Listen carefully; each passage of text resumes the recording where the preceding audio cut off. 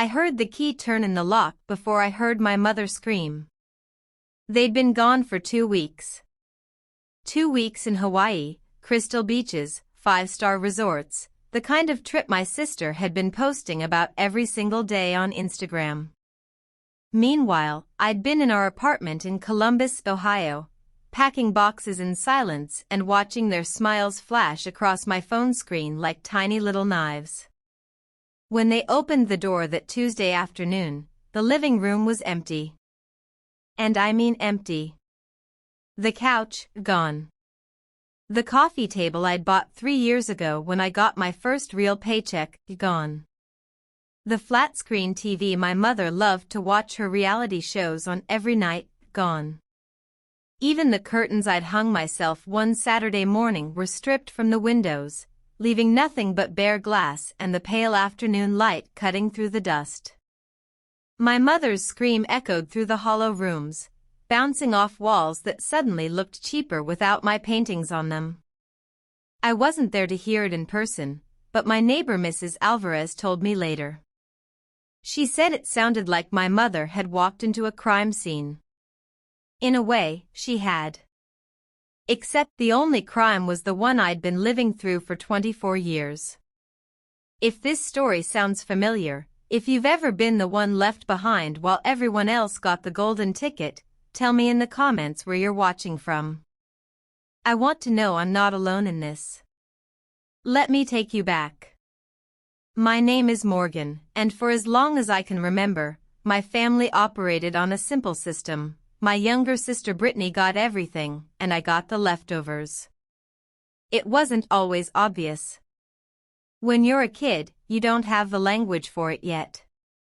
You just feel it, this quiet ache in your chest when your birthday cake is smaller than hers, when your school achievements get a polite nod but her C- report card gets framed and called improvement. When Christmas morning looks like a toy store explosion on her side of the tree and a single sweater on yours. Brittany was 3 years younger than me, and from the day she was born, she was the sun. I was just some distant moon, reflecting whatever light happened to bounce my way. My parents, my mom especially, always had an explanation ready. Morgan, you're the older one. You understand. Morgan, she's going through a phase. Morgan, stop being jealous. It's not a good look. I learned early to stop asking why. I learned to work. I got my first job at 15, babysitting for the neighbors. By 16, I was working weekends at a local diner. I paid for my own clothes, my own phone, my own car insurance when I finally scraped together enough for a beat-up Honda Civic. Brittany? She got an allowance. She got her car handed to her at 17, a clean, late-model Mazda with a bow on top. She got her college tuition paid in full while I took out loans I'm still drowning in. But I told myself it was fine. I told myself I was building character. Independence. Grit. All those words people use when they want you to stop complaining about being treated like dirt.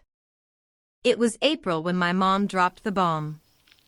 We were sitting in the kitchen, me, my mom, and Brittany. I'd just gotten home from my shift at the hospital where I worked as a medical assistant. My scrubs still smelled like antiseptic, and I was exhausted.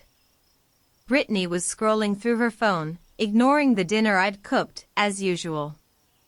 So, my mom said, too brightly, I have exciting news. I looked up from my plate. She smiled at Brittany, not me. Your Aunt Linda is treating us to a trip. 2 weeks in Hawaii.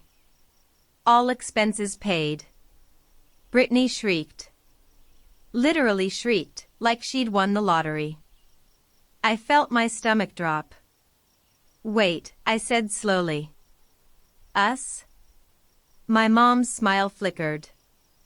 Just for a second. Then she looked at me with that expression I knew too well, the one that said I was about to be the problem again. Well, honey, Linda could only get 3 tickets. and since your dad's back has been acting up, it didn't make sense for him to go. So it's going to be me, Brittany, and Linda. The room tilted. 3 tickets, I repeated. Morgan, don't start, my mom said, her voice already sharpening. You know how generous Linda is being. This is a once-in-a-lifetime opportunity for Brittany. She just graduated high school. She deserves this. I graduated college 2 years ago, I said quietly. And we were very proud, my mom said, in the same tone you'd use to compliment a stranger's haircut. But this isn't about you. Brittany needs this. She's been so stressed. Stressed. Brittany, who hadn't worked a day in her life. Brittany, who spent her days taking selfies and complaining about how boring Ohio was. Brittany, who was about to get a 2-week vacation in paradise while I kept paying rent on the apartment we all lived in. Can't we? I don't know, ask Linda if there's a way to get a 4th ticket? I asked. My voice sounded small, even to myself. Morgan. My mom's voice was ice now. Stop being selfish. This isn't about you. Brittany didn't even look up from her phone. That night, I lay in my bedroom, the smallest room in the apartment, the one with the window that didn't close all the way, and I stared at the ceiling. Selfish. She'd called me selfish. I thought about every piece of furniture in that apartment. The couch, I'd bought it. The kitchen table, I'd bought it. The coffee maker, the microwave, the dishes, the shower curtain, the bathroom rug. Mine. Mine. Mine. I thought about the rent. My name was on the lease. I paid 70% of it every month.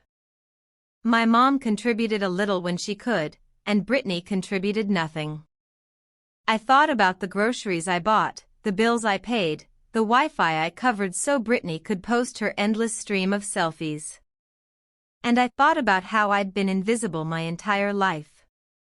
How I'd worked and sacrificed and swallowed every bitter pill they handed me, telling myself that family was family, that love wasn't supposed to be equal, that I was strong enough to handle it. But I wasn't strong. I was just tired. If you've ever hit that moment where you realize you've been giving everything to people who see you as nothing, tap that like button. Let me know I'm not the only one who's been here. I didn't sleep that night.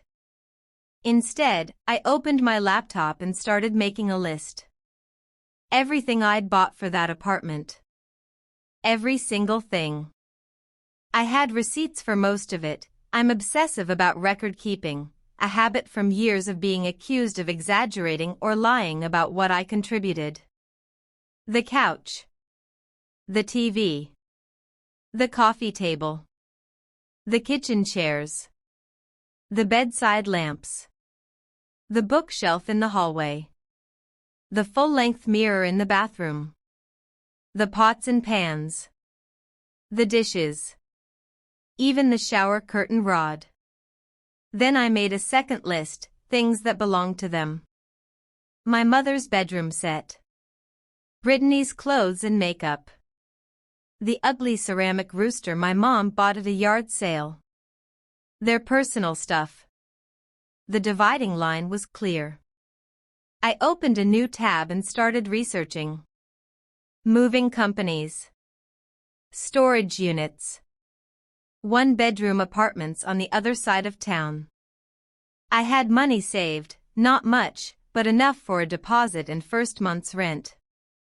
I'd been saving for years, telling myself it was for emergencies. This was an emergency. I gave myself 2 weeks. The exact amount of time they'd be gone. The morning after they left for the airport, I called in sick to work. Then I called the moving company. I need everything moved by the end of next week, I told the guy on the phone. And I need it done during the day. Weekdays only. That's a tight turnaround, he said. I'll pay extra. He laughed. You got it. The movers showed up that Wednesday. 3 guys with a truck and an attitude that said they'd seen worse. I handed them my list and watched them work. Every piece of furniture I'd bought, gone. Every dish, every towel, every kitchen gadget.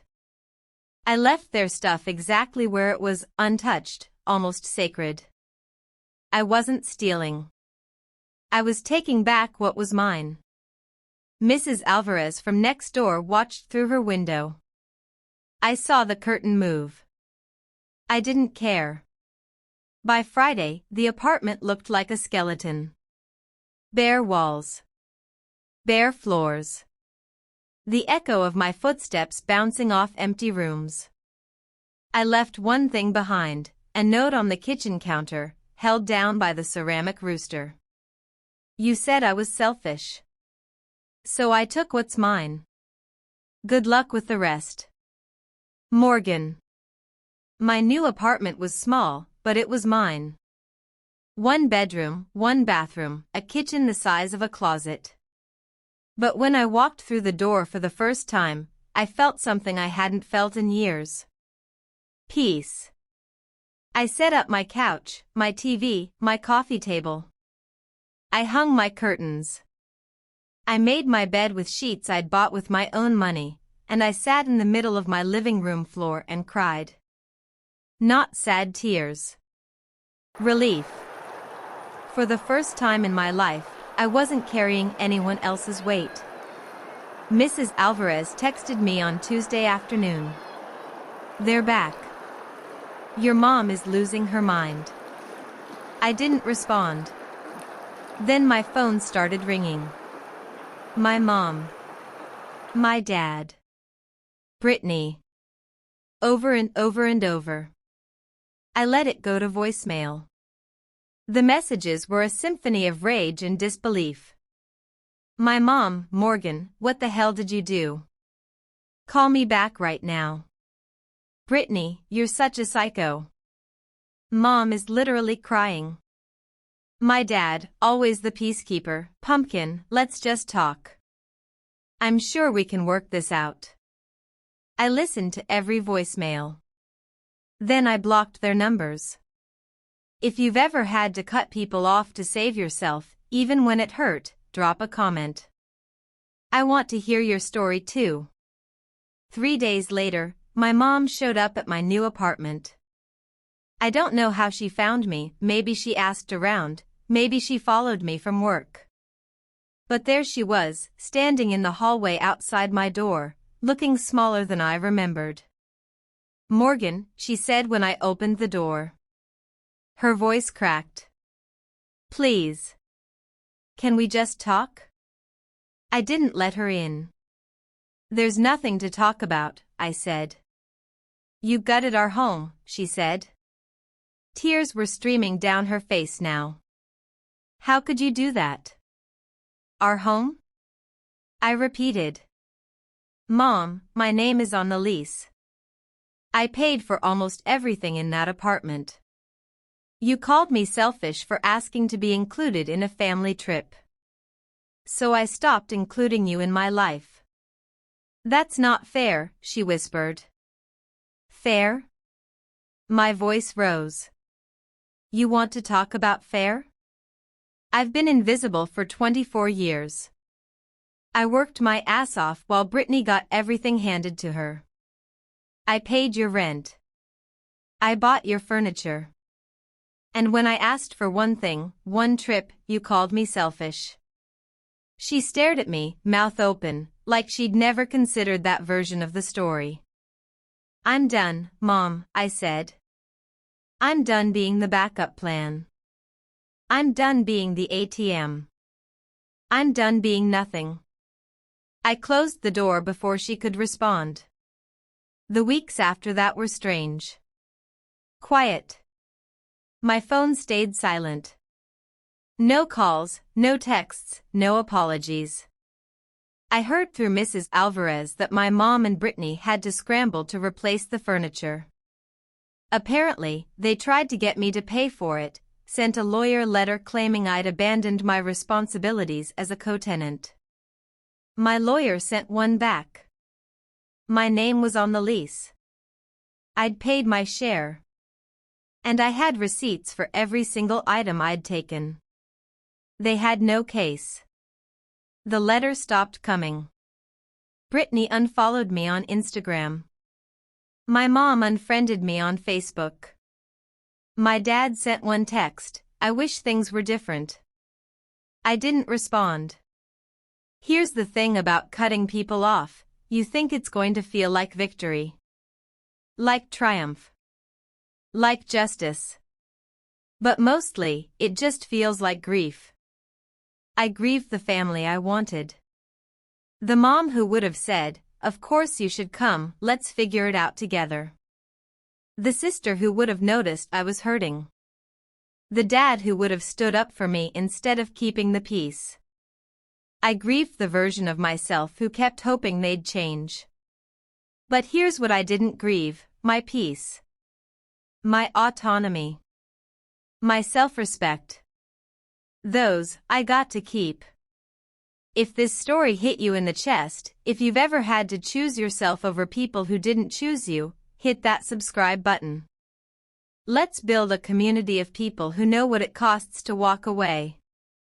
I'm writing this from my little apartment in Columbus. The couch is still here. The TV still works. The coffee table has a couple of rings from mugs I forgot to use coasters under, and I love every single one of them. I got a promotion at the hospital. I'm seeing a therapist now, working through the years of being told I wasn't enough. I've made new friends, people who see me, who value me, who don't treat my kindness like a resource to be mined. I haven't spoken to my mom or Brittany since that day in the hallway. My dad sends a text every few months. I don't respond, but I don't block him either. Maybe one day I will. Maybe one day I won't need to. Here's what I learned, you can't make people see your worth. You can't love someone into treating you right. You can't sacrifice enough, work hard enough, or shrink yourself small enough to earn basic human decency from people who've decided you don't deserve it. But you can walk away. You can take your furniture, your money, your time, your heart, and you can build a life where you're not the afterthought. Where you're not the backup plan. Where you're not the invisible daughter funding everyone else's dreams while yours collect dust. It's not selfish to choose yourself. It's survival. And sometimes, the kindest thing you can do for yourself and for them is to stop playing a game where you're the only one losing. If you're watching this and you're the Morgan in your family, I see you. I know how hard it is. I know how much it costs to stay, and I know how terrifying it is to leave. But I also know this, you deserve more. You deserve to be seen. You deserve to be valued. And you deserve a life where you're not constantly begging for crumbs from people who should be giving you the whole damn cake. So if you need permission to walk away, here it is. From me to you. Take your stuff. Take your peace. Take your future. And don't look back. If this story gave you something, hope, courage, or just the reminder that you're not alone, leave a comment, hit that like button, and subscribe for more stories like this one. Let's remind each other that choosing yourself isn't selfish. It's sacred. Thanks for listening. This is Morgan, signing off.